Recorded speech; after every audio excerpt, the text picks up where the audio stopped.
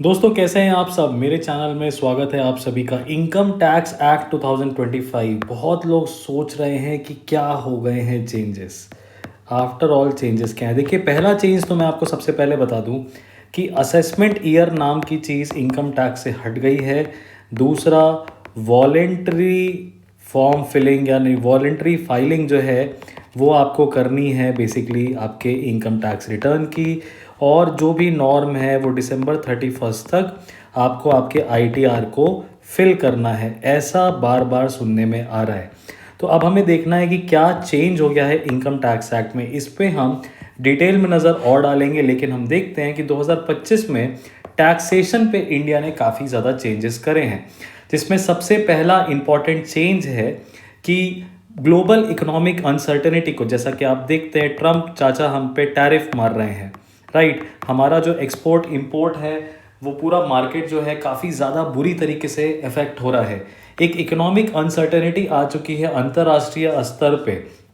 ऐसे में ज़रूरी है सरकार जब टैक्स को कम करती है तो इन्वेस्टमेंट जो होता है वो ज़्यादा होता है और पैसे लोग ज़्यादा मार्केट में लगाते हैं। ऑल्सो अगर सरकार टैक्स को बढ़ाती है तो सरकार टैक्स बढ़ाने का मतलब ये है कि अपने रेवेन्यू को बढ़ाना चाह रही है। सरकार जब अपने रेवेन्यू को बढ़ाती है या सरकार के पास ज़्यादा टैक्स होता है in comparison to your GDP, तो इसको टैक्स बॉयंसी कहा जाता है। ये टैक्स बॉयंसी दो तीन कारणों की वजह से हो सकता है। पहला कि टैक्स पेयर का जो बेस है ये बहुत ज़्यादा हो, वाइडर टैक्स पेयर बेस है। सेकंड, ये भी हो सकता है कि जो टैक्स का जो चोरी है, टैक्स थेफ्ट जो है, या टैक्स को जो पे नहीं कर रहे हैं वो लोग संख्या में कम हो। तो जीएसटी, इनकम टैक्स, एक्साइज और सेस और कस्टम ड्यूटीज़ में सरकार ने परिवर्तन किया है। फैक्ट के रूप में आपको ये बात पता होनी चाहिए कि ये तीनों चीज़ें डायरेक्ट टैक्स की तरीके से देखी जाती है और जीएसटी एक इनडायरेक्ट टैक्स की तरीके से देखी जाती है। नई इनकम टैक्स एक्ट की अगर हम बात करें तो ये पावर में आएगी, एनफोर्स होगी 1 अप्रैल 2026 से। 1961 के पुराने टैक्स लॉ को 60 साल के बाद बदला जा रहा है, थोड़ा सिंपल बनाया जा रहा है, वॉलंटरी कंप्लायंस वाला बनाया जा रहा है।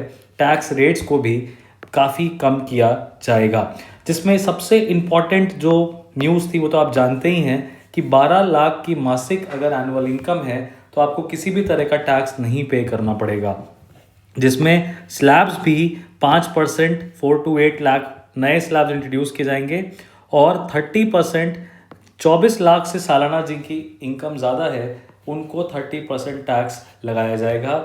उसके बाद जीएसटी रिफॉर्म्स भी ज़रूरी हैं। 375 गुड्स एंड सर्विसेज पे जीएसटी रेट्स कट किए गए हैं, यानी बिजनेसेस को प्रमोट किया जा रहा है।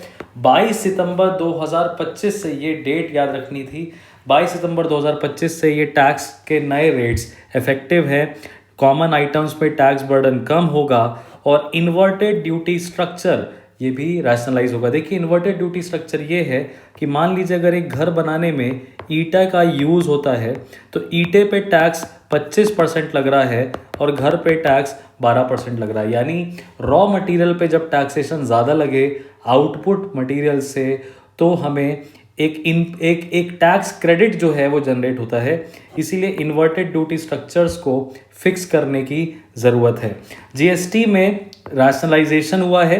पहले 5, 12, 18, 28% ये रेट चलते थे, अब 5%, 18% और 40% ये 3 रेट चलेंगे। इनडायरेक्ट टैक्स सिस्टम सिंपल हो जाएगा, केसेस कम हो जाएंगे और सरकार को रेवेन्यू कलेक्शन में बड़ी मदद मिलेगी। 2.37 लाख करोड़ का इस साल अप्रैल 2025 में जीएसटी कलेक्शन हुआ है। 1.9 लाख करोड़ 2026 में एक्सपेक्टेड है। 1.7 लाख करोड़ नवंबर में कम हुआ, मतलब थोड़ा सा हमें कम देखने को मिला है, राइट। डायरेक्ट टैक्सेस की बात करें तो नॉन कॉर्पोरेट टैक्स ग्रोथ 6% के दर से बढ़ा है। कॉर्पोरेट टैक्स ग्रोथ 10.5% के ग्रोथ से बढ़ा है। यानी कंपनीज कंप्लाई कर रही हैं टैक्स रेजिम के हिसाब से, फॉलो कर रही हैं टैक्स लॉ को। रिफंड्स जो हैं वो कम हुए हैं और higher scrutiny of larger claims को किया गया तो रिफंड नहीं मिले। नए एक्साइज और सेस मेजर्स भी लाए गए हैं, जैसे एक्साइज ड्यूटी सिगरेट्स पे जोड़ी गई है, तो सिगरेट्स के दाम जो है वो मार्केट में बढ़ रहे हैं। पान मसाला में सेस जोड़ा गया है जीएसटी के ऊपर, जिसकी वजह से इसका भी प्राइस जो है बढ़ जाएगा। इसकी इम्प्लीमेंटेशन डेट अभी नोटिफाई नहीं करी है, लेकिन हार्मफुल प्रोडक्ट्स है या सिनफुल प्रोडक्ट्स है तो सिनफुल प्रोडक्ट्स में हमेशा टैक्स बढ़ाया ही जाता है, ताकि उसका जो कंजम्पशन है वो मार्केट में क्या हो सके, कम हो सके, राइट। कस्टम ड्यूटी रैशनलाइज करने की बात है, प्रोसीजर को भी रैशनलाइज करने की बात है, ये सारी चीज़ें चल रही हैं, है ना। तो ये अपन को ध्यान में रखना है, और हमारे फाइनेंस मिनिस्टर ने बोला है कि हम इसको और ज़्यादा डिजिटलाइज करेंगे, राइट। टैरिफ स्लैब को 8 में कन्वर्ट कर दिया गया है, फास्टर क्लियरेंसेस की बात करी गई है। नए इनकम टैक्स एक्ट की अगर हम बात करें तो ये कहता है कि इनकम टैक्स के जो फॉर्म्स हैं, आईटीआर फॉर्म्स जो हैं, और जो नए रूल्स हैं उनको 2026 में जनवरी में नोटिफाई करेंगे। CBDT central board of direct taxes के चेयरमैन रवि अग्रवाल का ये अनाउंसमेंट किया गया है। बोला गया है कि हम टैक्स पेयर को सफिशिएंट टाइम देंगे ताकि वो अडेप्ट कर सकें, और नए टैक्स लॉ में ईजिली हम क्या करेंगे, शिफ्ट करेंगे। देखिए, ये टैक्स हमेशा एक सेंसिटिव मैटर होता है, गवर्नमेंट इसको बहुत ईजिली कंप्लाई कर ले जाएगी। पहले तो इन्होंने जीएसटी चेंज करा, अब इन्होंने इनकम टैक्स एक्ट चेंज करा, क्या अगला कंपनीज एक्ट होने वाला है या कॉरपोरेट लॉज के अंदर जो टैक्स पे करते हैं क्या वो चेंजेस होने वाले हैं, ये अभी देखने का विषय है। इनकम टैक्स रिटर्न के फॉर्म सिंप्लीफाई किए जाएंगे, क्वार्टरली टीडीएस रिटर्न के जो फॉर्म्स फिल किए जाते हैं उनको भी सिंपल किया जाएगा। कंप्लायंस बर्डन को हमें मोर और मोर टैक्स पेयर सेंट्रिक करना है, टैक्स पेयर फ्रेंडली करना है, कॉम्प्लेक्सिटी जो है कंप्लायंस में बढ़ाना है, कोशिश करनी है ई फाइलिंग, यानी घर से बैठे बैठे आप आपका इनकम टैक्स रिटर्न फिल कर सको। इसलिए हमें स्ट्रक्चर को सिंप्लीफाई करने की ज़रूरत है। तो क्या है income tax act 2025?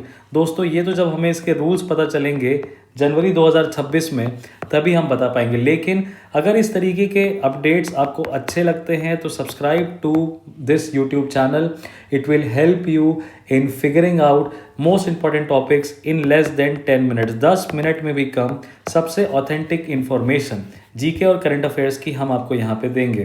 This was Harshvardhan Tripathi signing off from today's session. See you guys in the next. And yes, do not forget to subscribe to this channel.